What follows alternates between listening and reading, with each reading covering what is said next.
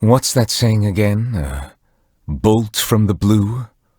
Yes, I believe that captures how it feels to me. So you have heard of that local legend as well? Who told you about that? Or more pertinently, who was responsible for spreading it in the first place? Well, never mind.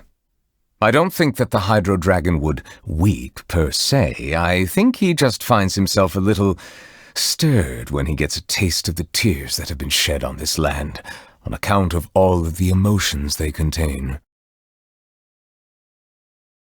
I was once advised to wear a counterfeit vision so that I might more easily intervene during moments of crisis.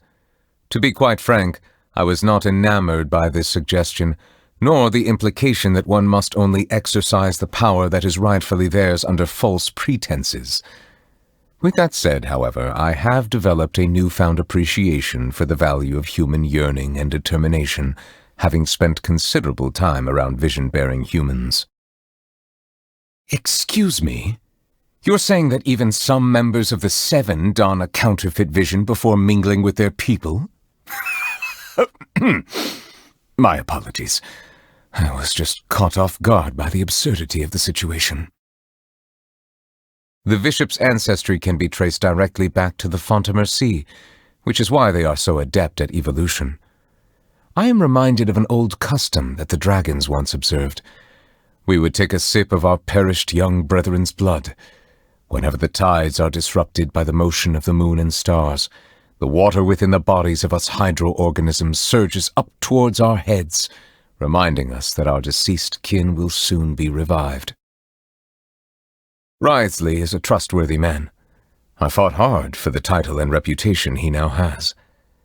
I expect you to think that I've simply been duped by his flattery and appearance of loyalty, but to that, I would quote the Inazuman proverb, "The words unspoken are the flower," which means some things are best left unsaid. Clorinde's peerless skills have made her the most powerful champion duelist in our nation. As a successor to the Maréchaussée hunters of old, she plays a vital role in ensuring the fairness and impartiality of the courtroom. Also, she's actually not as stoic as she might appear. Their performances are just fascinating, don't you think? They draw you into a magical world where, on one hand, everything that takes place is part of an elaborate deception, but on the other, all manner of miracles are possible if you are only willing to believe. I don't know how Sigewinne is faring these days, but if I hear so much as the whiff of a rumor that she's being bullied, I shall summon Wriothesley here and demand an explanation. She's so kind and vulnerable.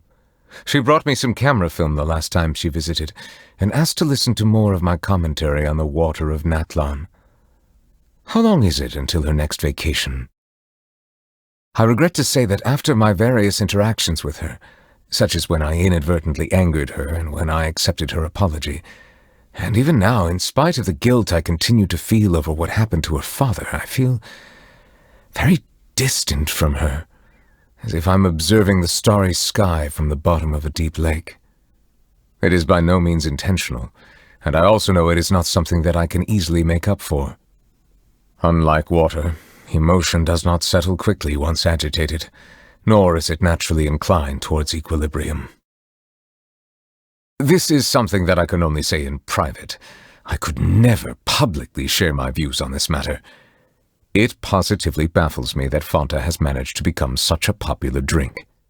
Though I suppose its appeal to humans is not beyond comprehension.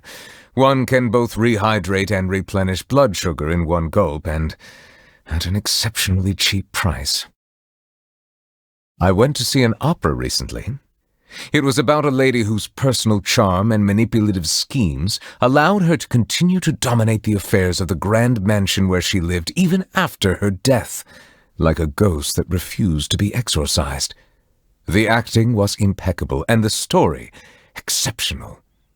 It also reminded me of the current state of affairs in the real world.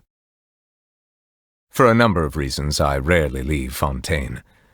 As a result, though I enjoy tasting spring water from all over the world, I always have it delivered to me here, rather than collecting it myself.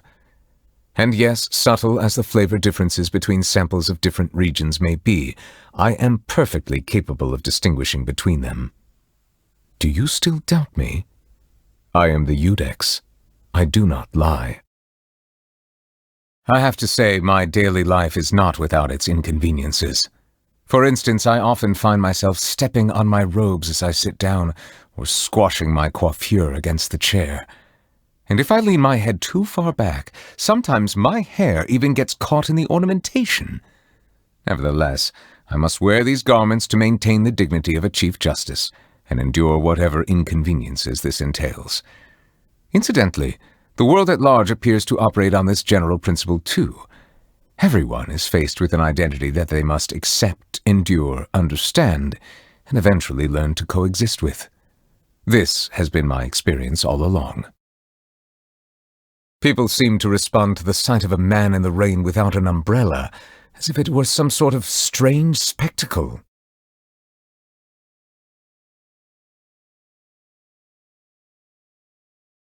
I'm a little more familiar with you now. I can match your movements. Apparently, I'll have to show a little more of my true capabilities. I did not realize that you had such a penchant for getting into dangerous situations. So this is what you're truly capable of? Then I shall have to get serious if I wish to catch up with you. Now that I have reclaimed one of the 7 authorities from the hands of the usurpers, I have regained my true form. I am now a fully fledged dragon, powerful enough to judge the rest of the gods. My final destiny is to judge the usurper king in the heavens above. But until that time comes, I will lend my power to you.